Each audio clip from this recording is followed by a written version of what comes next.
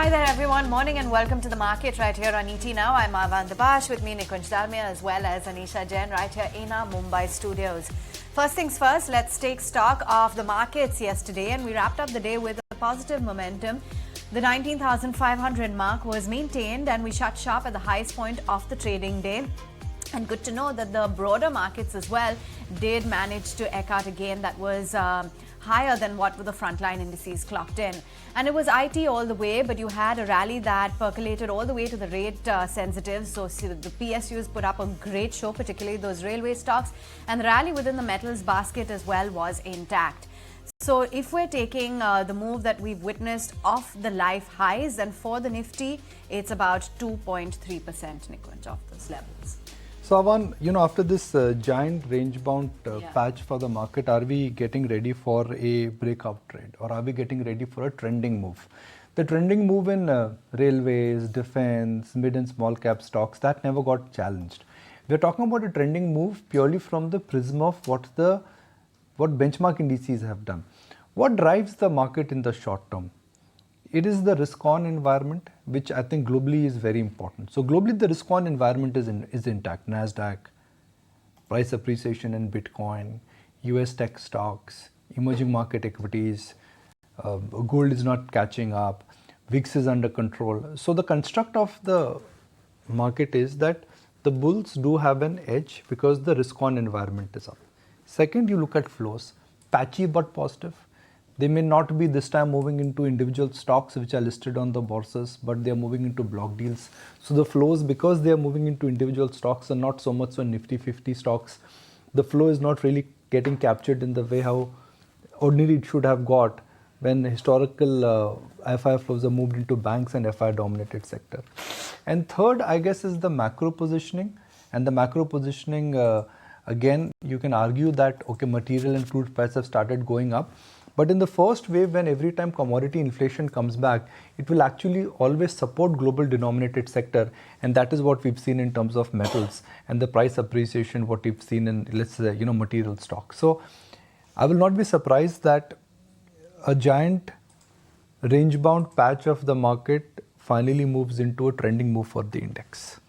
Yeah, that trending move for the index is what we are witnessing. I think perhaps yesterday was the first day of that massive breakout that we saw. But the thing you talked about, the global risk on, which is quite visible in metals, is also visible in the IT pack. Because believe it or not, it does get a rub-off impact. It's very different from the, the FANG stocks per se of NASDAQ. But nonetheless, it does drive to the cues of what's happening globally as well. And over the last 1 month, we have seen a massive outperformance in Nifty IT and as compared to the other banking names. And there has been that classic, inverse kind of relationship. When banks go higher, IT underperform, but right now is the phase when IT is outperforming and Bank Nifty is underperforming. Those moves are there for you on the screen. Of course, for the year, we have seen the likes of SBI, HDFC Bank, they've all underperformed with a negative kind of trend YTD basis, but it's the mid-cap IT, Nikunj, which has been roaring away, persistent sitting at life high, KPIT, Cyient, in a market where macros are weak, they are sitting at life high levels. So Nisha, we were using this phrase that for banks, there's nothing which could go right, and for IT, there was nothing which else could go wrong. And that same phase has actually translated into what really could be called as a market action. Banks were priced to perfection. And since banks were priced to perfection, even though numbers have been strong, everybody loves it, but everybody owns it. You may love something, but you also own something, well, then the price appreciation is not going to be jumbo in the short term. IT, the reverse. Whatever could go wrong actually has gone wrong. And the positioning was low and the positioning was weak. I mean, folks like Samir Rao loved IT for years. I mean, when he came to a studio last week, he said, I don't like IT. I'm staying away. There are better stocks which I want to buy. So that's a old IT bull who's telling you that he's not buying into IT. But you must understand that bank versus IT, you cannot write off banks and you cannot ignore IT. My limited point is that why last 2 or 3 weeks we've been talking about IT is not just based on price action, but it is based on macro action. IT pockets can be divided into 2 parts, or IT business in India can be divided in 2 parts. The traditional bread and butter business, which is where Indian IT companies have excelled, and then there is a disruptive wave which is coming from the AI quadrant. We don't know the impact of AI quadrant. Surely it will have an impact on the future business. But the bread and butter business, which had slowed down because of war in Europe, because of delay in decision making, because of US banks and the regional crisis there. That has stabilized. The US economic data is looking strong and impressive. So that also is acting as a tailwind for the IT. So markets are saying that, okay, there's a disruption happening to wait, there is disruption waiting to happen, but that is something which will keep the P multiples compressed. But there's a growth revival which also is happening, which is something we can't ignore. So from bombed out pockets, I think some of these stocks are coming back. I think my view on IT is simple. This is the traditional business is a low growth business. When you are staring at a 6.5% GDP and a nominal GDP of about 10-11% and an average earnings growth of about 14 to 15%, you ain't going to get an IT. Which means within IT, you move into specialist or you get into product-based companies. Look at RateGain, 100% up this year. Look at MapMyIndia, how much it has gone up. I think that is where the puck has moved. So IT, I think you should be trading in IT. The deep swell, I think, is not done in terms of a comeback right now. But beyond that, to make an assumption that a new bull market in large cap IT is going to start, I think it'll be too naive. That's my sense. Okay, maybe specialized IT is a pocket as well to look at. With that aside, and we never tire of talking about the stocks that have been chugging along. Yes, you guessed it right. It's those railway stocks. Phenomenal is perhaps the only word to use to describe the kind of returns that we've seen over the last 6 months. Take a look at it because the numbers really speak for themselves. But then at the same time, let's also take into account another metric, and that is the overall valuation picture. And take a look at the likes of Atita and RVNL, all of them trading at very high valuations as compared to the historical average, Nikunj. No, look, railways, nobody expected railway stocks to give returns and perform the way they have performed. And everybody has gone wrong in acknowledging that how when the market euphoria takes over, in the short term, markets can remain overextended. Why are we revisiting these railway stocks? Look, Avan, Aisha, I don't know what the right valuation is. Nobody knows what the right valuation is. I could argue back and say that, okay, Asian Paints should have not traded at a P multiple of 100 and DMart should have not traded at a P multiple of 120 and Trent should not trade at a P multiple of 120. But markets, there is, like the great Rakhi Junwala used to say that there is no professor who has ever said that this is the right P multiple, that is the right P multiple. Optically, I can say that trailing P multiples of 70 times for Titagar, 20 times plus for all the railway stocks are unlikely to sustain. But the second factor which always tells you that where the excitement and euphoria is moving is that you look at the volumes. And Sumit gave me a data which is that IRFC yesterday has traded 50 crore shares. That's nearly 30% of the free float. And I've seen this entire cycle play out in the past where mid-tier PSU banks, a lot of power stocks, they start trading almost 50% of the free float. Now, the railway, the government ownership in some of the railway stocks is very high and the free float is low. And the free float is largely dominated by HNI and by retail, folks. And that is where a lot of intraday churn seems to be happening now because the price action is so tempting for anybody to ignore it. So why are we discussing railway stocks? Well, all we are trying to say is that there is something called risk-reward ratio in the market. If you own them, well, good luck. You may continue to own them. Because these stocks may extend more before they peak out. But if you plan to buy them, and if you're especially buying them on intraday basis, then you just got to watch your steps. So it's like a statue. It's like, I'm not writing any prophecy here, but all I'm saying is that sometimes in market you got to watch your steps. Maybe with some of these stocks, when you see this kind of data in terms of participation, you got to say yourself, you watch your steps. I'm purely speaking out of experience. When these things happened, the end game is very bad. Yeah, the momentum is definitely very strong, but it's whether you want to ride the momentum and what kind of risk reward you're looking for is what you need to watch out for. But Nikunj, it's not just the railway stocks, right? If you look at the other mid-cap, small-cap names, a lot of stocks have actually doubled in 2023. In fact, if you look at the stocks which are sub-1,000 crore market cap, almost 244 stocks have doubled in 2023 already. Even if you look at the over 10,000 crore market cap, and these are your, large mid-caps and large caps, midcap category, 23 stocks have managed to double in this year so far. There are a lot of stocks, of course, which have become expensive now, which are trading at valuations of over 100 times. Look at a PTC Industries. It's trading at a trailing multiple of 303 times. I don't know if there's any stock which is traded at that multiple. Of course, there's smaller companies like Genus Power, Electra Green Tech, Zentech, JBM Auto, Jupiter Wagons, etc. But a lot of these companies, Nikunj, now are trading at over 100 multiple, and I think this is what you're saying, that you need to be very, very cautious of your step going forward. Since stocks which we identified, all of them have 2 or 3 things in common. Either they're defense or they are with railways or they represent EV. And that's where I think the puck really has moved in terms of an excitement. I go back to that same limited point, and we are looking at trading P multiples, trailing, and the future growth, even if it is, future growth is going to be 100% on a CAGR return for next 2 or 3 years.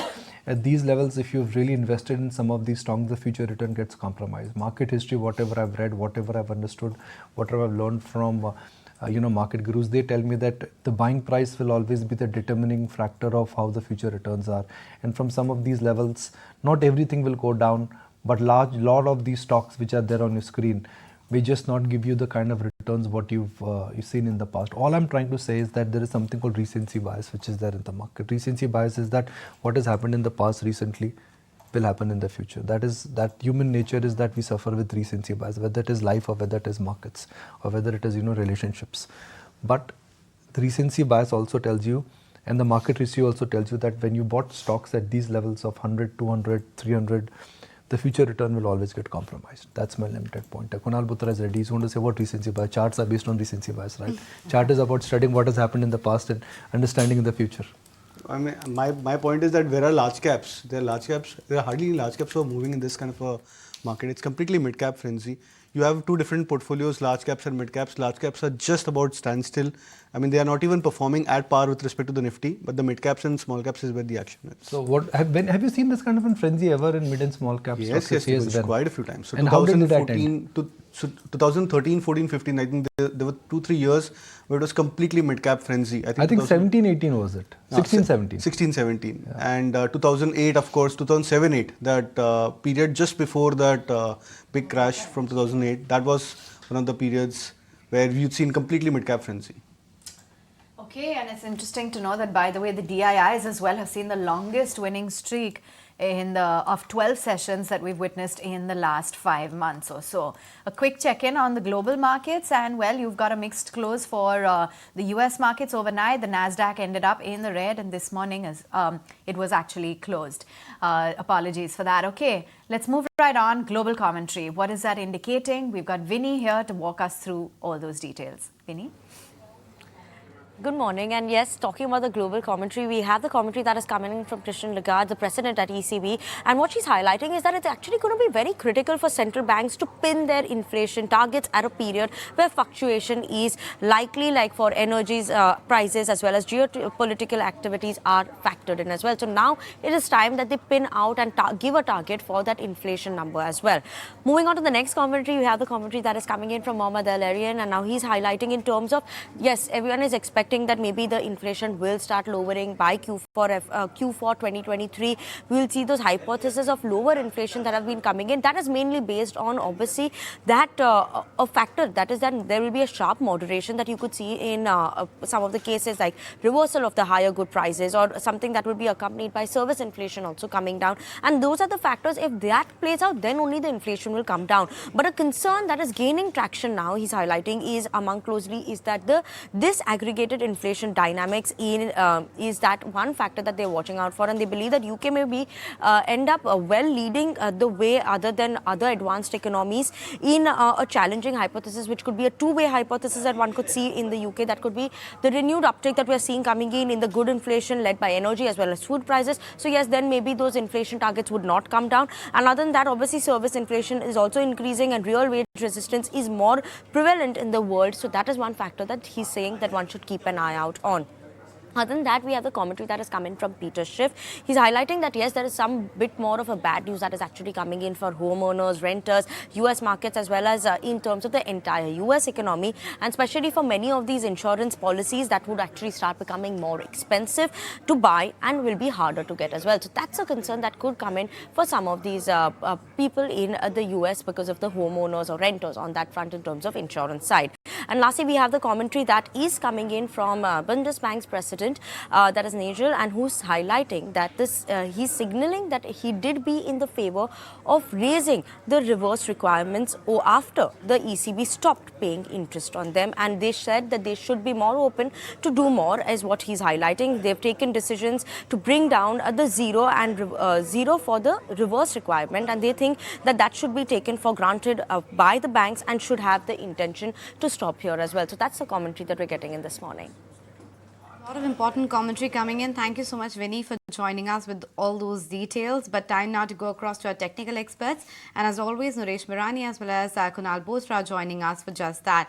Kunal, hi, morning. Yesterday, there was a very, very solid breakout that we saw. But is it more of a dead cat bounce of sorts, just out of the consolidation, or there are more legs to the rally now? I think there should be more legs to the rally. So what we've done is, there are multiple things which we've done in the last 1 month. 20th of July is where we formed a top on the index at the 90,900 mark. Now, post that, there were 3 or 4 major attempts towards 90,300 levels on the index, a support which we've been highlighting time and again. Yes, there were intraday breaches, there were breaches towards 90,220, 230 mark for the index multiple times, but we've not managed to close significantly below that 90,300 level, which means that more or less 100 points plus minus that 90,300 mark is where a very strong support is for the index. What's also happened is that in the last 2-3 days of this bounce for the index, we've managed to break past about the first hurdle of 19,400. The sector moves are very or managed to have come back. Bank Nifty's managed to come back quite strongly over the last couple of days. You've seen other sectors like chemicals, etc., also starting to participate. So the sector mix is quite attractive in this leg of a bounce, which is why I would probably expect that this bounce should have more legs on the upside. I would expect at least a retest of the previous highs of 90,900 as an immediate target, and stop loss remains to be 90,300. Okay, morning Naresh. Let's get in your thoughts then on banks versus IT, something that we were discussing earlier this morning. The underperformance within the banking space and the outperformance within IT. What's your sense?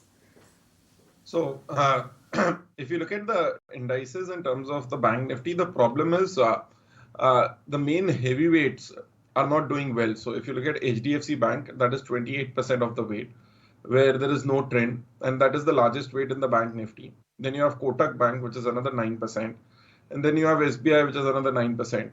So out here, and even ICICI Bank. So these are the names which are not doing much. The other smaller names have done well. So if you look at a PNB, it has moved up. A Federal Bank, it has moved up. IndusInd Bank is closer to an all-time high, 52-week high. Axis Bank has hit a new 52-week high. So the case is, once we start seeing some reversal in HDFC, ICICI, or even a SBI Kotak, we can see a better trend. And we've started seeing that. Yesterday was the first day where SBI made a relatively positive move to the index, showed some outperformance. ICICI Bank continues to be around that 960 plus minus 10 rupees. Once it starts sustaining about 980 to 1000 levels, that would be an indication of a trend change. So on the Bank Nifty, level is basically around that 45,000 mark. If we can cross that, that would be an indication of a trend change and a momentum shift. We've seen IT do that yesterday, and that too with the help of the broader names, not the heavyweights. We saw a little bit of an uptick, but we don't have a strong trend in an Infosys as yet. But overall, slowly and steadily, some of the heavyweights are waking up in the last 2 sessions. We've hit a new all-time high on the Nifty 500 and the Nifty 50 equal weight, so which tells you it's a problem of the heavyweights, not the market as such. Okay, so there is problem of the heavyweights, not the entire market, but let's get stock specific and try and get more recommendations from our chartists. Naresh, tell us, what are the recommendations?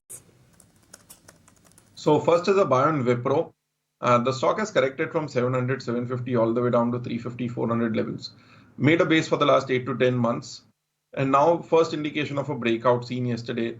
A major range breakout of the last 8 to 12 months. A quick target price of 460 in the short term, stop loss at 420. Second is a buy on LIC Housing Finance, which has finally broken above that 430, 440 mark. Closed well, saw good volumes yesterday, good price action, confirmation of the breakout which we are expecting. Would now expect a move towards 500, stop loss to be kept at 438. All right, Kunal, let's get in your top trades. So the first one is a barn, IEX. That stock managed to show second day of a strong up move, closing that big gap which was created 3 months back for IEX. So would suggest that as a contra buy, targets of 150, stop loss at 130. And Chennai Petro is the other stock which is also showing a V-shaped recovery. The stock has bounced off from its 50-day moving average in the last couple of days, on the verge of a breakout, should retest its previous highs and cross about those levels. 450 as a target, stop loss at 415. Okay, interesting there, because for IEX, of course, there's the fundamental news as well, because they came out with their monthly update, and the total electricity volume saw an uptick of 21% on a year-on-year basis, and the clearing price was also very close to 7 rupee mark. So we'll watch out for that in the trading session today. But then there are other stocks as well that we'll be watching out for in the trading session. Somit is joining us to help us decode some of those stocks as well. But Somit, let's start with Raymond, a couple of fresh initiations coming in. Well, if you see a year back, there were hardly any analysts tracking Raymond, and today we have two brokerages, one a foreign brokerage and one domestic brokerage, both coming out with the initiating note on Raymond with a target price of 2,600. Now, in the last 1 year, the stock has already run up around 100%, but these brokerages are still expecting an upside of around 30% from current levels. So what Motilal Oswal is saying is that the company has rebranded a legacy business and has also followed a financial discipline. They are also saying that demerger and capital infusion by the promoter will be the key to drive growth for Raymond going forward. And they're also saying that their ethnics brand is also growing at a faster pace and could be a bigger brand going forward. And they're also expecting the company's revenue and PAT to grow around 10 to 19% over FY23 to FY25. Similarly, Jefferies is also expecting a similar growth rate when it comes to the bottom line. They're expecting a 24% CAGR over FY23 to FY26, and they're also saying that demerger is the key for growth going forward. They're expecting the demerger to come in for the lifestyle business and also for the real estate business in less than 12 months, and that would be the key for the share prices also. And they're also saying that they're seeing visible focus across expansion and market share gains and also premiumization. That is what the Raymond is focusing on. So it will be interesting to see how the stock reacts going forward, because demerger is the key when it comes to Raymond, I believe. Okay, say the word magic. Magic. Okay, now I'll tell my producer to fire the Raymond 3-year graph, and that is what you actually say when you see the word magic. That's 52-week change for you. You look at last 3 years, 5% up. No, actually, no, much more than that actually. It's gone up by 1,600 rupees, 7x approximately, and I'm not including dividend. That is what has happened already in the Raymond stock. Now, you got to ask yourself is that how much of the magic is something which market's already pricing that in, or how much of the magic is something which is yet to happen. When I look at the Indian retail sector per se, the garment sector, Raymond I think has the strongest recall value when it comes to the men's apparel branded market. None of the other brands have that kind of a legacy. And I had always wondered in the past that why a brand of this legacy was trading at a market cap of less than $1 billion. Well, there were concerns about the holding structure, there were concerns about the debt, which thankfully has got arrested. Now, Samit, my limited point is that if I look at Manyavar or Vedant Fashions, look at the P multiple it commanded, look at Campus Shoes, the P multiple it commanded. Raymond with this kind of a brand recall, I'm sure still has a long way to go. I think large part of the PE re-rating in the stock is over. Now it comes to earnings, where they've cleaned up the book. The debt restructuring has happened. It is still not very expensive if I look at Motilal Oswal estimates. So I will not be in a hurry to say that, okay, the best of the Raymond is behind us. Yes, the percentage change is not going to be there. You cannot be magic and magic again. Magic only happens once. The magic trick in Raymond is over largely because of the re-rating which has happened in terms of corporate structure change. But I don't think this is the end of the magic show per se. More magic tricks are coming. All right, that's magic when it comes to Raymond, but no spells being cast when it comes to Cipla, but it certainly is a lot of news that's brewing. So the latest reports now is that Bain is dialing in for the stake in Cipla. And that too in a tie-up with Dr. Reddy's. There are multiple news flows. In fact, Business Standard also came out with a report which said that Torrent Pharma is in fact in the front runner with a bid which is 30% more than the other Ps. And today Economic Times has also come out with this report where they're saying that Bain and Dr. Reddy's together are looking to bid for a Cipla, the promoter stake in Cipla. So promoters have around 33.4% stake, which is valued at close to 33,500 crore rupees.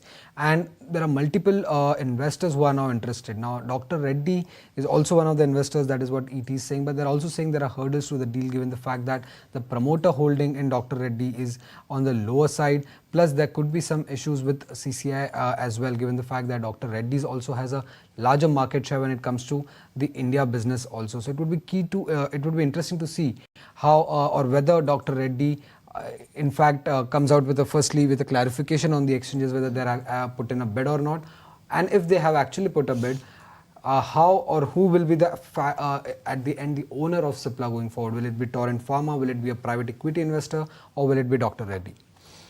I've always said one thing about Cipla, and just like years, I've had the greatest admiration for this company. This company is built on one simple thing: care and culture.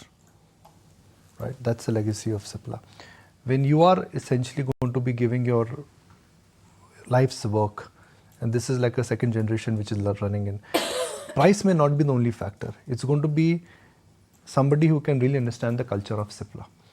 And that is where I think, price is something which is manageable. If you increase the terminal value by 1 more year or 2 more years, for anybody who's got a 5-year view, 10-year view, price is something which is manageable in today's liquidity environment.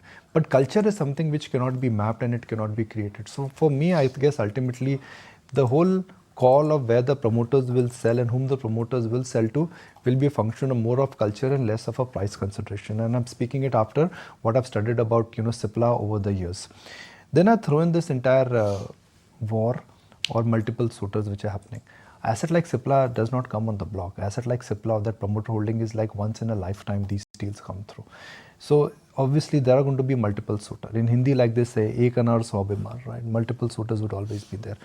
Now what it means for the shareholders of Cipla, well, exciting times ahead. Because wherever the deal would go, I guess there would be a price war, but ultimately the winner is going to be a judgment of culture and price. Now, very difficult, Samit, for anybody to say that will it be Blackstone, will it be Torrent, will it be, will it be Bain, what the Economic Times today is reporting. I think for me, if I have to put two and two put together, current pharma companies which have the same kind of culture are the ones who can take the legacy forward. I remember there was a conversation which I had with Ramesh John of Bisleri when he was speaking to Tata. He said that my consideration is not price, my consideration is somebody who can keep the Bisleri brand alive. And that is what the Hamid family would like. Yeah. I mean, you're giving your 2 generations of work, for whatever may be the consideration, but you want the brand to last forever, as long as mankind lasts, right? So that is the kind of culture which they exactly. So that I think would be the consideration. And again, you throw in this entire private equity angle. Well, private equity folks, with all due respect, well, they are in for a churn. Yeah. They are not in for preservation. Quick money. So that is where I think the private equity way is not going to be the way for Cipla. That's my view. Okay, only time will tell who will come out as the winner in this race to buy Cipla stake. But I think one of the winners is also going to be the stockholders, given the fact there is a possibility of open offer as well. And the pricing that we are hearing is at least at a premium to what the stock is trading at. Of course, we'll wait by to see how the story develops. But time now to take a breather on the show. But also on the show today, we have a very special conversation lined up. Avan chatted up with the CEO and MD of Carrot Lane, and they discussed a whole host of issues, right, with what's happening to the industry, the role that Rakesh Jhunjhunwala played, and how the overall transition has played out from Tiger Global to Titan now. Here we were pursuing them for years because I always believed that Titan, Tatas are a gold standard for trust, and Tanishq is the gold standard for trust in jewelry. This articulation I got from Bhaskar, but the belief and the understanding was certainly there in my mind before that. 100%. It does have that association with all of their brands. And then it was that you were introduced to Mr. Rakesh Jhunjhunwala via Mr. Bhatt. And I believe that he played a very pivotal role in really helping change the business. What advice did he give to you? What kind of sessions did you have with him, if at all? Yeah, look, his perspective to business is what helped us change. It was up to us to take that on and sort of build on that part. And the kind of personality that he was, you would sit and listen, and you would want more. And I wish I could get more of him today as well. He was somebody who really taught us the difference of or the transition from Tiger to Titan was actually not an easy transition, because the language that Titan spoke, they didn't know what Tiger spoke. And what Tiger spoke, Titan didn't know. And we were like sort of this guy who's in between, or this firm that's in between this whole thing. Yeah. And how do you build the same business with the same kind of scale that we were getting with Titan? And how do you understand to sort of build this into a profitable business and sort of focus, and your growth should come from your own capital. You should not have to look outside all the time for capital. All of those things, I think he added tremendous value to.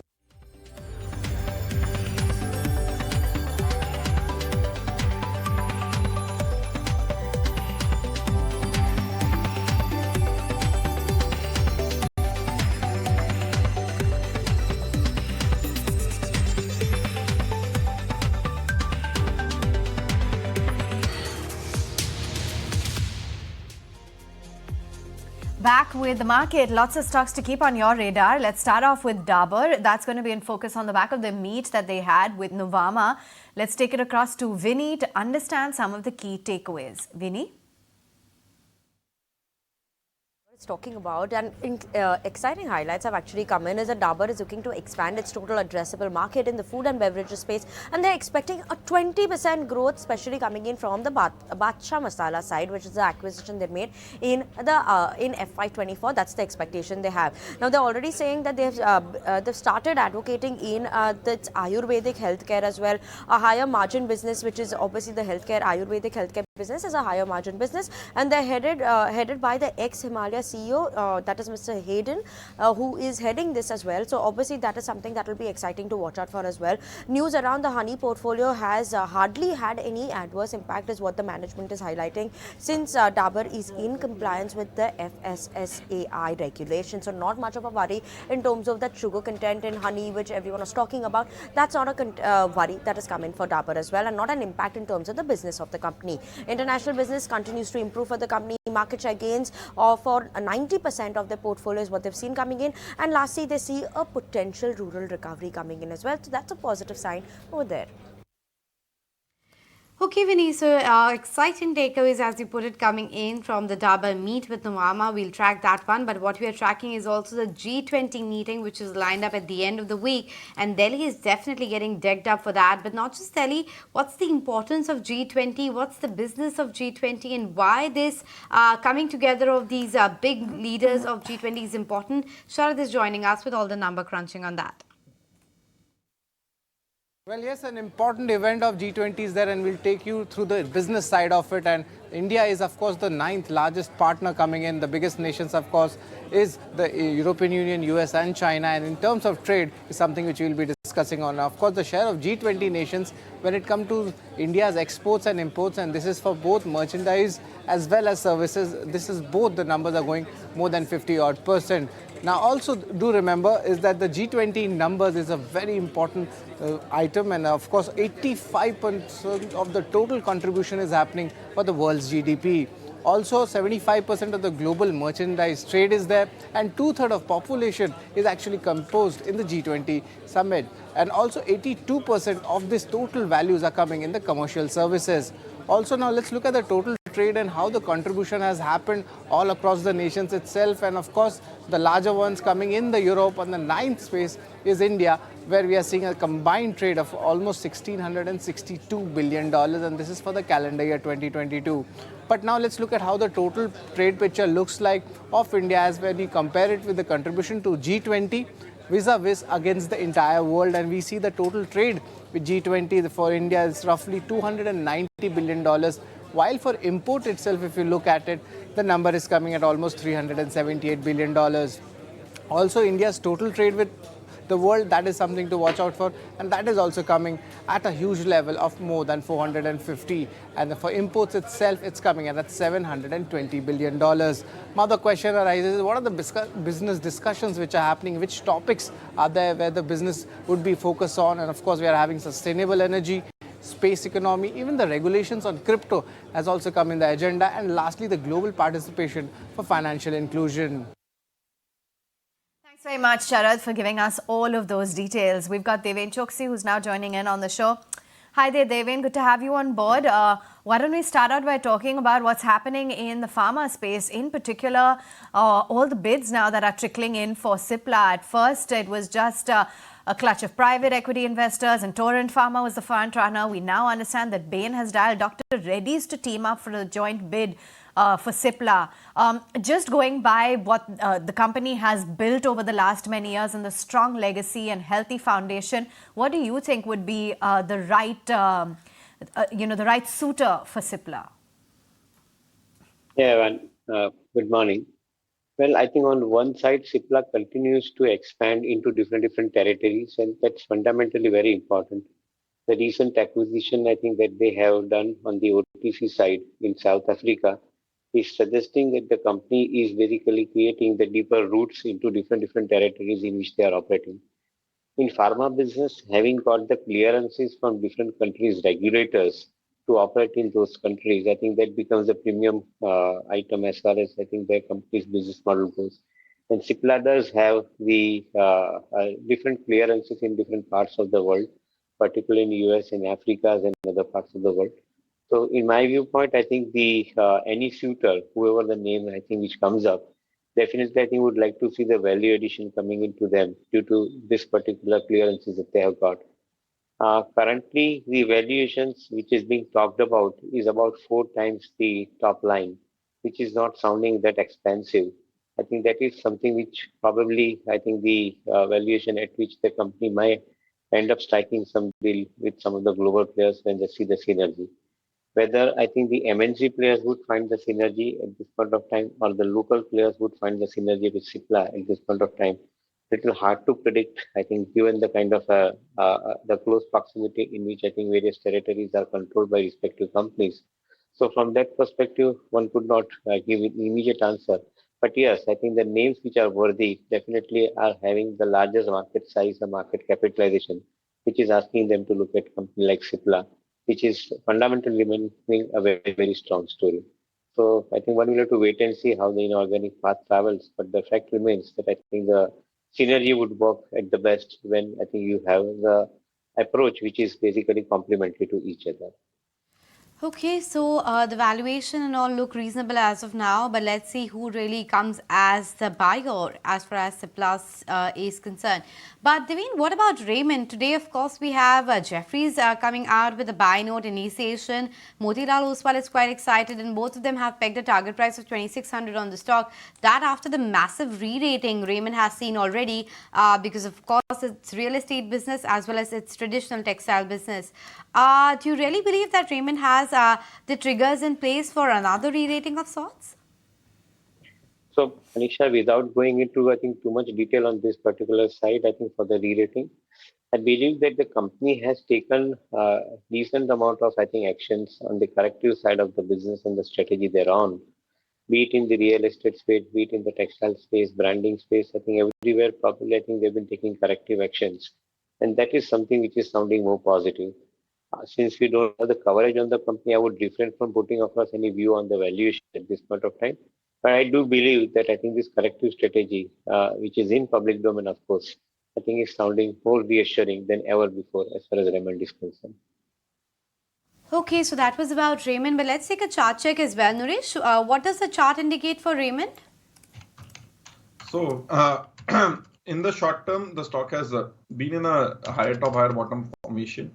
It's been a very slow and steady ride from the 1650, 1700 mark, which was the previous all-time high for the stock. So overall, the trend is positive, but the fact is it is no more in a great momentum. So for now, the bias is positive, but it's a buy at current levels, but one will have to keep a strict stop loss below 1900. And this is already a stock which has rallied quite a bit over the last, say, almost 2 years. The stock used to be sub 500. And it's gone up to almost 2,000 rupees. So out here, it's a momentum trade where one has to have a stop loss here. So, and today the stock should open with a gap up. So that makes the risk reward a little off. So if it opens around the 2,000 mark, one can go long with a stop loss at 1,900.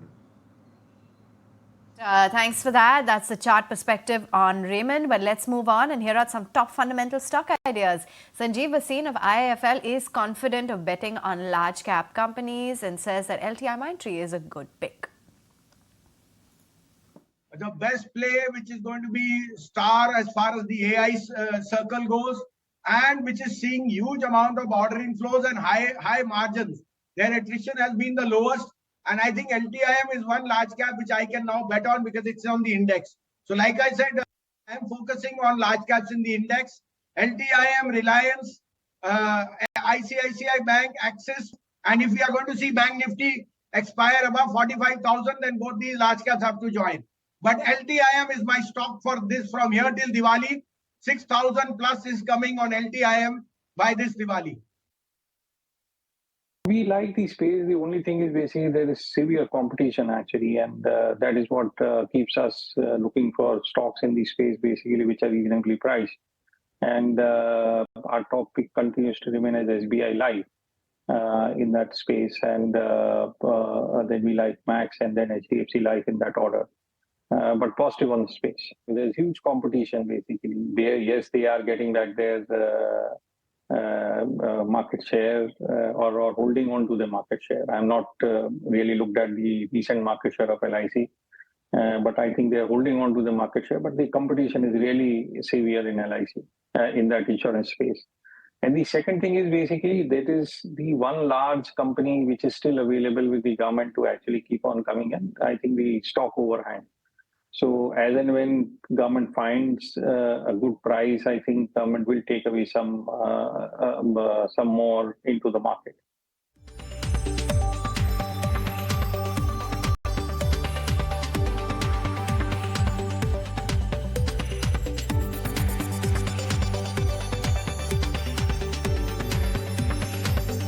Okay, so those were the top fundamental bets coming in from some of our experts, but let's continue the discussion with Choksi as well. Devin, what are the other verticals that you're watching out for? Railways, of course, is one space which is seeing a very, very strong momentum, but would you still be a buyer? And if yes, which are the names that come to mind? So I think essentially it means that I think when you have the capital goods companies participating into the infrastructure sector, ultimately the beneficiaries would be the last mile. That is the companies which are producing the metals, and the metal commodity remains, I think, absolutely a convincing story hereafter. On one side, we had in the global market the situation of slowdown and China dumping the metals, I think particularly ferrous, non-ferrous both. And on the other side, country like India, which is basically already moving in the path of $1.3 trillion infrastructure spending in 10 years' time. So every year, successive year, I think they have been increasing the allocation towards spending on infrastructure, which does mean that I think the infrastructure spaces like railways particularly would get benefit. And apart from that, the many other areas, including I think in the defense, etc., where the company is striking distinctly higher amount of growth strategy by replacing the import, I think, with the domestic production. So this means a good news for the metal as a commodity. Because as I see it, the metal as a commodity would probably have relatively a longer bull run going forward from now. Up till now, I think this particular space have been troubled because of the input cost, I think, which have been fluctuating very badly, I think, in given period. Now, in this kind of situation, when the alternate energy is being talked about, and most of the companies are basically switching over to even the subjects like green hydrogen, or even for that matter, gray hydrogen, even if they have to, I think, get into, they still have relatively better ability to control the input cost, which is energy cost. And that remains more than 50% for metal commodity. So in my viewpoint, given the control on the input cost and given the kind of fact that I think there is a demand scenario emerging stronger, structurally, metal as a space, I think, would remain relatively more stronger going forward. And that's where instead of buying the expensive railway stocks, I would prefer to buy into the commodity place like the steel at this point of time, where probably I think you may have relatively better witness to talk about going forward. Okay, and let's take a look at the 1 month return for BHEL from about 96 rupees where it started off last month. 140 rupees is what it's knocking at right now, and Anisha actually sends the latest note, steam blowing again, and all of the brokerages as well seem to be giving a thumbs up. Devin, your take?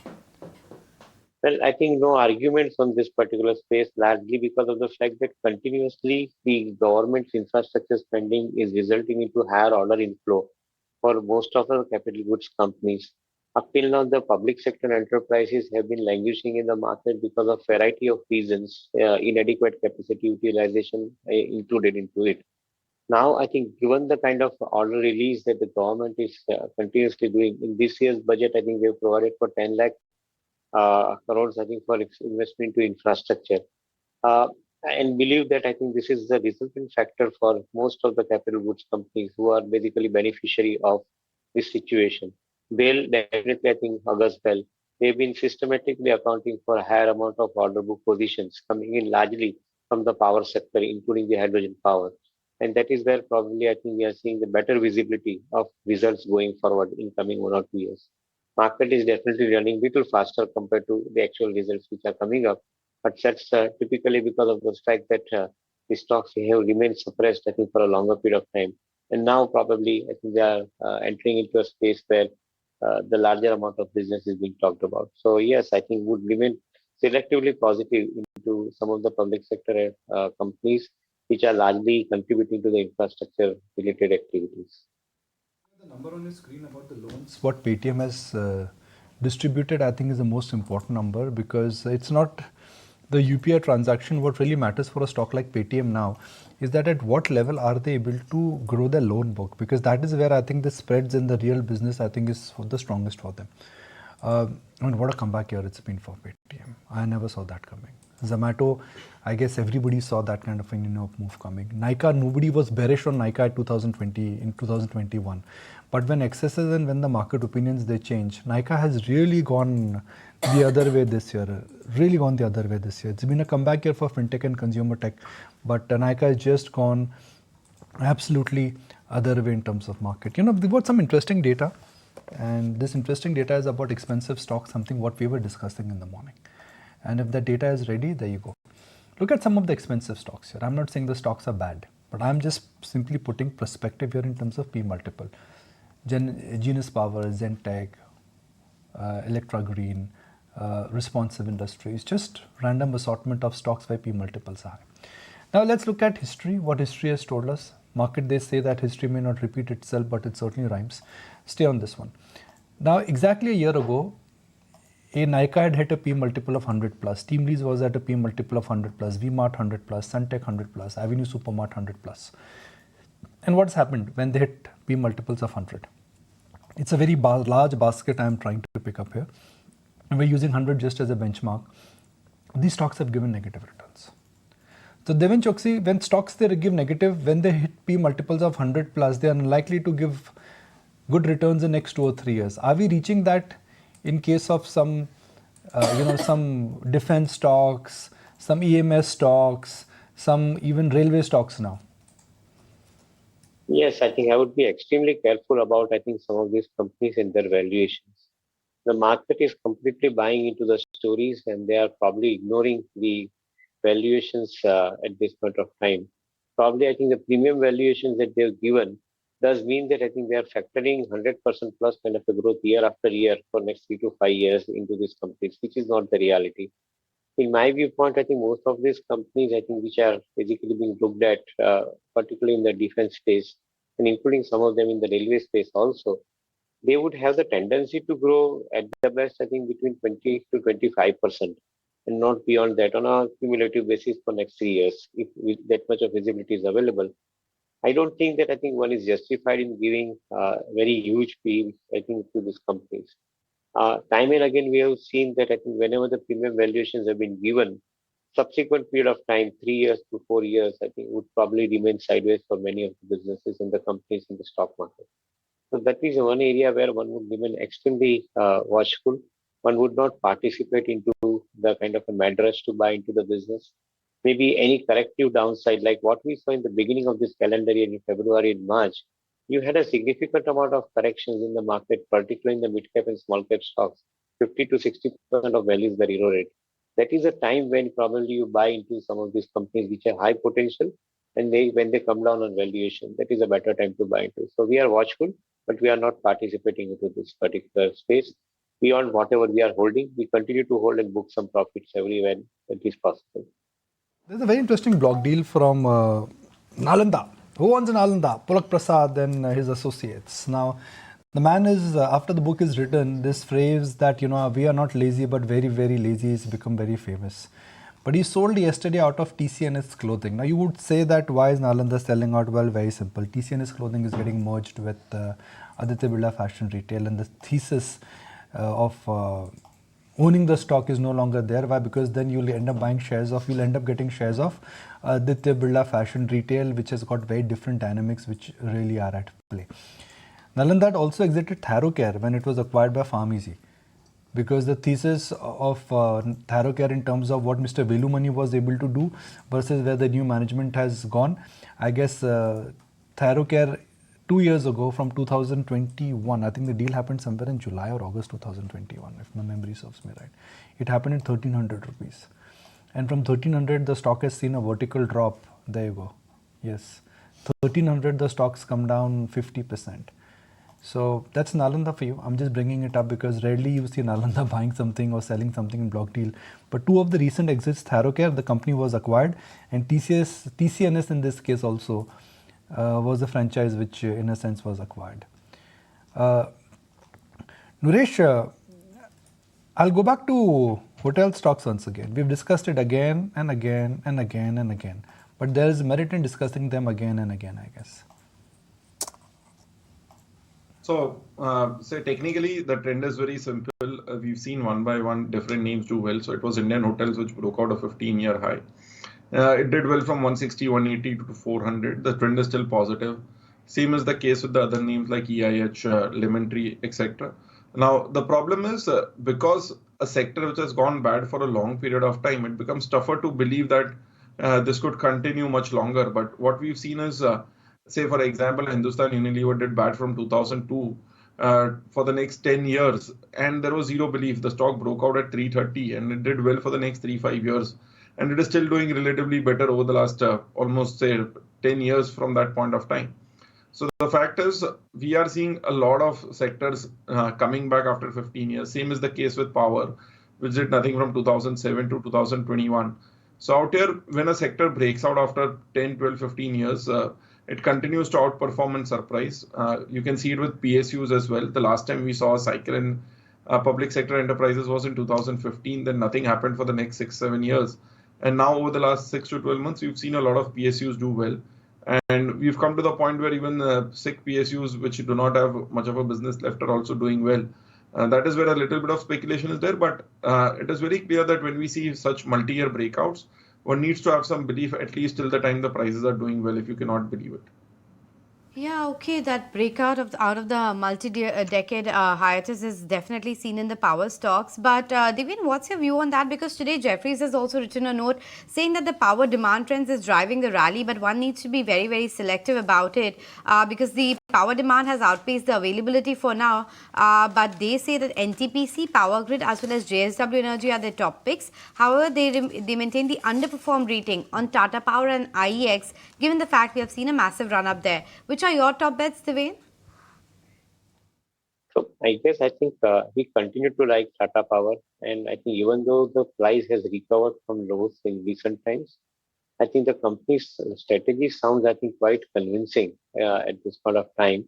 Uh, they have a balanced portfolio with the rooftop solar, with the distribution of what you call, I think, the power for the electric vehicles, and at the same time, I think the conventional power. I think in each of these spaces, I think the company has a balanced portfolio that I believe I think is going to augur well. And in my viewpoint, the charging business of power, I think, is again, I think, reassuring the fact that I think the company is basically going into a right direction where the demand is likely to grow faster. Though in recent times, I think the stock has moved up. I think I still see the headroom available for this particular company. So we continue to like quality business in Tata Power at this point of time. Having said that, I think the NTPC could also remain relatively a stronger play, largely because of the volume increase. However, the fact remains that I think you are not likely to see a very quantum jump. And that's where probably I think one will have to be mindful. Yes, I think previous year's problem about the input cost versus current year, I think is relatively better, feeling better for this company. So maybe I think you are likely to see a slight improvement into the price or the re-rating in the valuation, as I want to put it across in this particular case too. Okay, just shifting focus a bit away from power and talking about the other energy vertical, and that's crude. Kunal, wanted your take because I was just reading some of the notes that was saying there's a golden crossover of sorts which has happened on the crude prices and it's now heading above the mark of $100. Is that what you're seeing on the charts as well? Well, I would not expect 100 plus as an immediate target for crude, but yes, that golden crossover has happened for crude. And I think the bottom which had happened for Brent crude specifically around that 74, 75, $78 per barrel mark, that is now a formidable support or a low. I think we tested this level twice or thrice for the Brent crude over the last 6 or 8 months approximately, and that formed to be decisive bottom of sorts for the asset class. But I'm not sure whether we are looking at $100+ per barrel for crude as an immediate target. And even if the level gets breached or tested, it's about sustaining about those levels, which I believe is a bit more difficult, at least on current charts. Okay, clarification coming from Dr. Reddy, reacting to the Economic Times report. We do not comment on market speculation. This is not speculation, sir. This is something which Cipla as an asset, I think, is on the block. And when an asset like Cipla, like we were discussing, when it comes on the block, you will have multiple suitors, from private equity investors to maybe pharma companies who are looking at joining hands with P investors to really ring fence this kind of an acquisition. But Dr. Reddy and Cipla, like Somit was telling us, the synergies are not perhaps the best in terms of the portfolio offering, because there are a lot of overlaps. So that is something which really could be a step back for Dr. Reddy. But like I said, that a company like Cipla is built on culture, and the differentiating factor really for the Amit family will not only be price, it will be culture. There's someone who can preserve the Cipla culture, because when you're looking at selling your generations and generation of work, you can't put price to it. It would be emotion, it would be culture, it would be preservation, and those real factors would be at play. Nuresh, metals are up, autos are down. Will that trend extend itself? Because logically metals are moving higher, and if metals they move higher, autos they should move lower. So the change in the metal move right now is we've not seen the base metals go up in a big way. So we are not seeing iron ore prices go up 20, 30, 40%, or the steel prices going up majorly, or aluminium prices going majorly. That was the case in 2021, which is where we saw the whole rally started with the global metal prices, global commodity prices doing better. This time around, it is the fact that we had a 2-year cycle wherein on the downside, a lot of these stocks had corrected quite a bit, and the other names are doing really well. So I would say autos, the correlation, we could play it really well last year when metals topped out and autos did well. Right now, it is more specific sector driven or the numbers driven rally across the board. So for now, metals, one has to be again very, very selective. We may not see a continued move in the older names, but where there is relative strength like a Jindal Steel or a JSW Steel, they could do well. Hindalco looks interesting. But what has been a surprise is if you look at the broader mining and specialty steel space, you see the trends have been very strong. NMDC has done well, or a Sarda Energy, GPIL, or even a Kalyani Steels, Vardhaman Specialty Steel. So one has to look at the next level mining as well as the specialty steel. That's a very interesting space. So in the large caps, go with the relative ones, relative outperformers. And on the other side, keep looking at second or third level of steel and mining. Autos, we are again seeing selective moves. So we have something like a Mahindra and Mahindra, which has continued to do well. TVS Motor just does not relent back. But something like a Hero MotoCorp is still struggling. So Maruti has given a breakout, 5-year highs out here. So selective moves should continue in auto as well. All right. Just wanted to also take stock of what the outlook is when it comes to NBFCs, Deven. Given that, there are some tailwinds ahead, which is it, or which are the stocks within this space that you would like to look at closely? So the best of the lot definitely remains at this point of time, like Bajaj Finance, and I think second one will be Poonawalla. I think both these companies have distinctly clear strategy as far as I think their execution is concerned, be it in the area of the retail financing or be it in the area of SME lending or even for that matter housing finance, which Bajaj Finance operates as a separate portfolio company. So they remained, I think, distinctly clear about I think their execution strategy. But the Geo Financial Services is promising to be, I think, a much bigger entity going forward.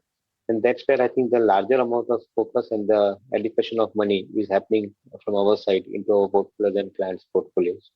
We believe that this is one area where probably I think given the size of network that the company has, given the kind of customers that the company has, I would think that I think they would be in a much better position to ramp up the operation and scale it to a level at which I think most of the peers have taken years. I think this company could take that route in next 2 to 3 years time, given that kind of a possibility that they have. So in this space, I think geofinancials, I think where the other verticals are also equally, I think looking more promising, like insurance vertical, AMC vertical, and of course, I think this NBFC vertical. I think we believe that I think JFS would be relatively a better choice to make in a given situation to buy into the NBFC. Let you go then, Deven. Good to have you on board as always. Thanks very much for sharing with us your market outlook. What is the pre-open rate indicating this morning? Well, it's a bit subdued and quoting at about 19,500. Let's find out what the mid-cap strategies are from our chartists. And Naresh, what's on your radar today? So that would be a buy on NHPC. The stock gave a breakout yesterday of a flag pattern, saw the largest volume in a month, and is very close to making a new 52-week high and an all-time high. And the whole power sector as well as the PSU power sector looks interesting. So NHPC is one where the risk reward is still favorable. So out here a buy with a stop loss at 49 and a target price of 60. Okay, so despite the run-up, the risk reward is still favorable on NHPC, which is that stock that you're spotting Kunal on a risk reward basis? Yes, is the stock which looks attractive. The stock is at 90 plus levels. 2 or 3 days of consecutive price and volume action for CESC. The stock giving a swing breakout on the charts. So would suggest a buy with 104 as a target. So expecting at least another 13-14% up move for the stock over the near term, and stop loss for this trade could be kept at 85.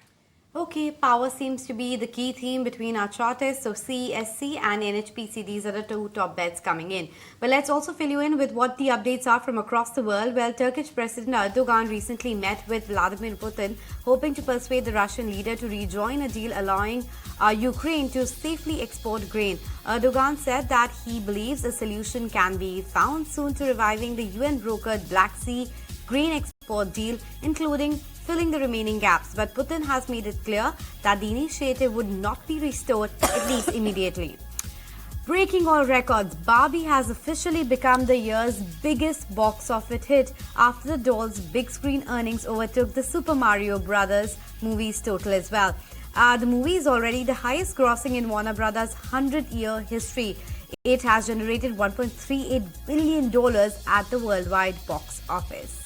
Meantime, India's first space-based solar mission to the sun successfully performed its second earthbound maneuver, while India's moon mission Chandrayaan-3's Pragyan rover has successfully completed its assignments and has been put on a sleep mode on Saturday. Meantime, low-cost carrier SpiceJet has allotted over 4.8 crore shares to 9 aircraft lessors to clear their outstanding dues worth nearly 231 crores as the airline looks to return to full operations.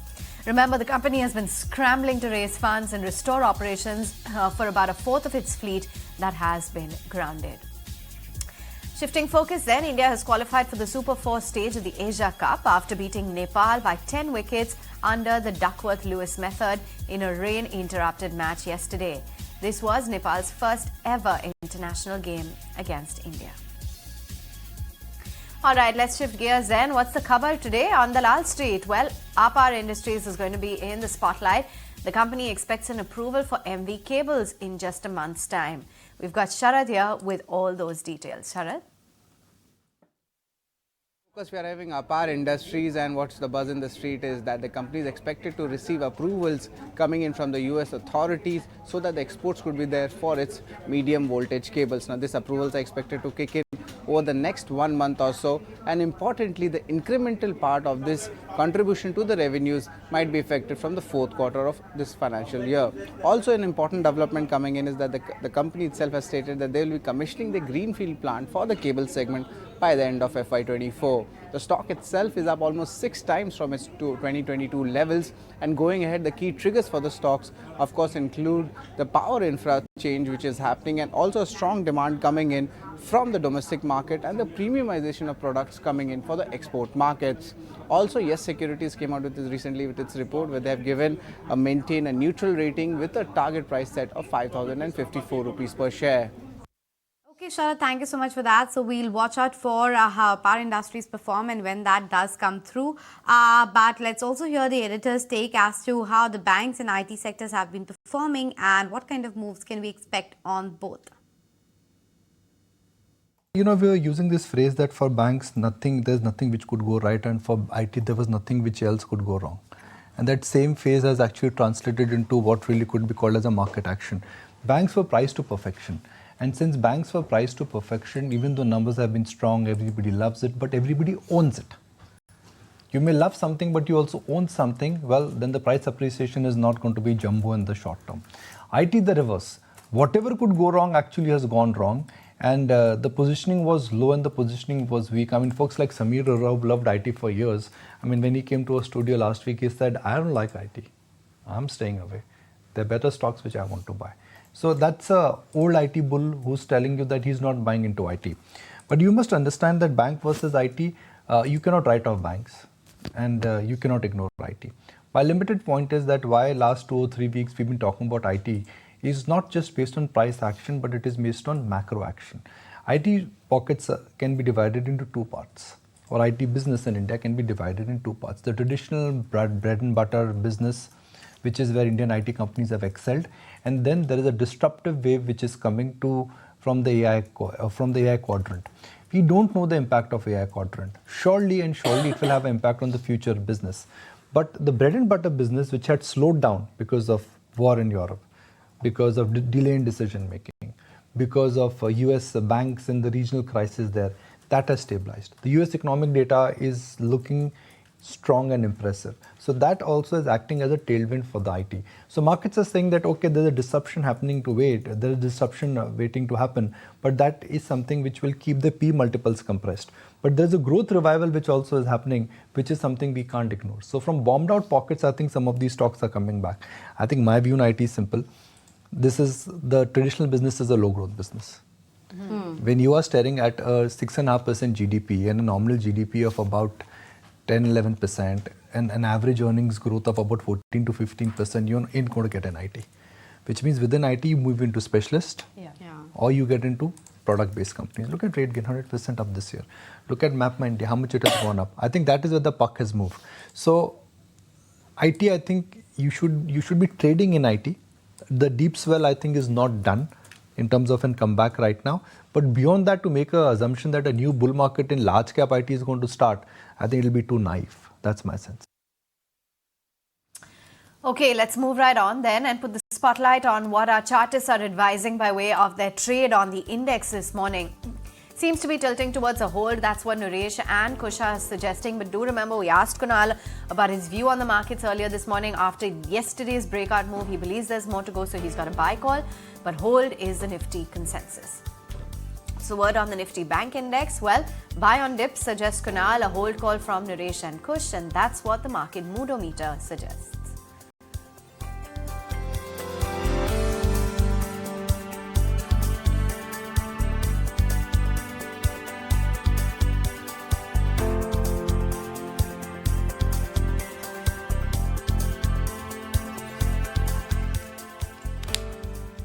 SGX is indicating that we are in for a decent start. So Kunal,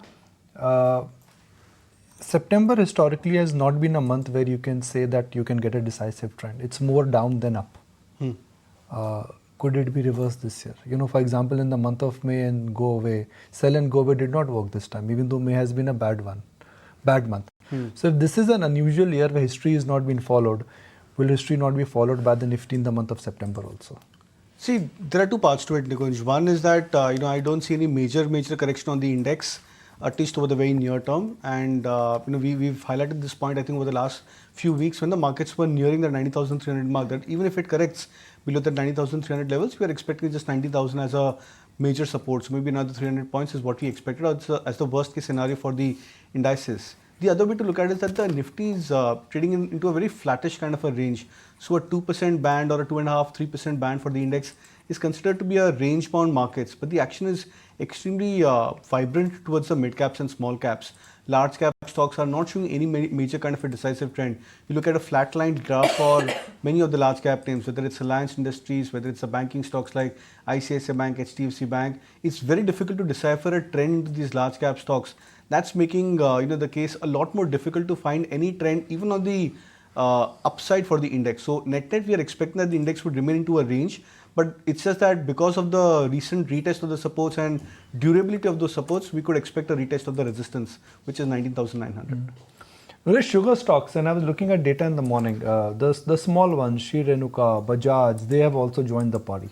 Is it getting too sweet for sugar, or this sugar rush or sweet rush is here to stay? So the interesting part is in the sugar space, it is the small caps which are doing better than the larger names. So if you look at the largest name, which is most closely tracked as Balrampur Chini, the stock has not yet been able to break out above that 420, 430 mark. But when you look at something like a Magad Sugar, you see it is making all-time highs. You have something like a lot of other names which are doing well. So the view is small cap sugar pack looks very interesting, because that is where we are seeing good technical breakouts, and there has been follow-up. So for example, Dalmia Bharat Sugar, that's given a breakout after consolidating for almost 8 to 10 months. So one could look at multiple sugar names. There are smaller names, there are larger names, but the main indication would come from the fact that whenever Balrampur Chini can cross that 420, 430 mark, that would be an indication that the trend is across the board and not very selective. So as of now, we are seeing only the small caps do well. There are many names in the sugar pack. There are at least 10 to 15 companies. So one has different choices. Problem is Balrampur goes into derivative band today. So that is where one cannot participate on the derivative side of it. But the smaller names look very interesting. So I'll go with Dalmia Bharat Sugar, Dhampur Sugars, Dwarikesh, Awadh. One can take their pick. Okay, so that was about the sugar stocks. Just wanted to highlight some of the stocks which are buzzing around in the pre-open. Raymond is likely to open with a gap up of what, 5 to 7%, at least that's what the rate on my screen is suggesting. You also have IRFC, which is expected to sustain the momentum this morning after that solid 20% run up that we saw yesterday. That stock is seeing an uptick of 5%. IEX on that positive data is likely to open with a gain of around 3%. RVNL, Suzlon, Karur Vysya Bank, these are some of the other names that we are watching out for. On the downside, watch out for Aptus, 5-star, as well as Mankind. For Mankind, of course, there was a fresh note with a underperformed rating that has been an initiation done by Jefferies, I believe. So that stock is seeing a somber start, but overall looks like we're likely to start in the positive. 19,564 is what we have for ourselves, Nikunj, on the screen for now. All right, 1 minute to go. And are we all ready after a big giant range bound move to cut it out? Nifty has reclaimed 19,500. Long positioning is coming back. Now remember, I would just like to remind everybody here that banks have no problems. So the underperformance in banks, when fundamentally there is no problem, is not a worry. IT is where the problem was, and IT outperformance has started. So the concern in the world, or concern for Indian market, is not getting captured in the recent bout of stock recovery. And the underperformance is not something which will cause any kind of an alarm bell, or it's going to be any flash of a red or a yellow light. So I don't think the market setup is that bad. I mean, if banks had a fundamental problem and they were underperforming, you would have said that one leg of the market is not firing full cylinders. Banks will come back. It's seasonality which is at play. And IT is where the problem is, and those stocks have actually made a comeback. So we are in a very unique position. The underperforming sector does not have a fundamental fundamental headwind. And the comeback sector, which is IT, does not have a strong fundamental headwind, yet stocks have gone higher. So that's a very unusual situation to be in. 8 seconds to go. I'll let the screen do all the talking. Looks like Raymond is in for a good grand start. 2 reports coincided. One from Jefferies, second from Motilal Oswal. I mean, magic is the word when it comes to Raymond's. Okay, what do we have now? Ladies and gentlemen, a brand new day, solid market breadth, rub of green on the Nifty, and a good start for mid and small cap stocks. Another 1% higher for mid and small cap stocks. Now let's start rotating it with railway stocks. That's where all the price action is.